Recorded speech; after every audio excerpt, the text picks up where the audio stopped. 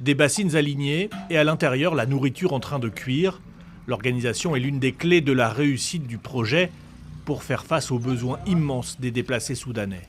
Financé par une fondation, le projet vise à apporter des repas aux nécessiteux arrivés récemment dans cet état au sud de la capitale Khartoum. La cuisine que vous voyez ici, elle n'est pas fixe, c'est une cuisine mobile. Elle bouge jusqu'aux endroits où se trouvent les déplacés.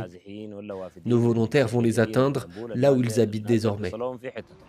Quand les plats sont cuits, ces volontaires, des habitants de New Alpha, font démarrer leurs petits camions, direction les camps qui pullulent dans la ville.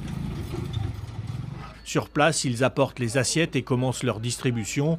Pour les déplacés, cette nourriture gratuite leur permet tout simplement de survivre. Les gens ont perdu leur maison, leur travail. Ils n'ont plus rien.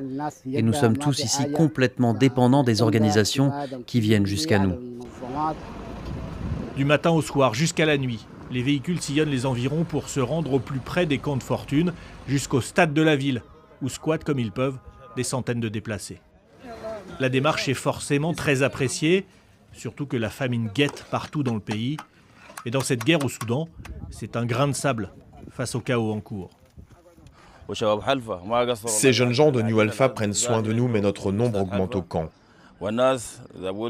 Les gens veulent des tentes et des couvertures pour l'hiver. Il faut amener de l'eau, de la nourriture et beaucoup d'autres choses. Ces jeunes sont disponibles, mais ils sont peu nombreux et les déplacés, eux, arrivent de plus en plus. Au Soudan, l'ONU a dénombré plus de 11 millions de déplacés. De nouvelles tueries ont entraîné un nouvel exode de plus de 130 000 personnes ces derniers jours, notamment dans cet état du Kassala.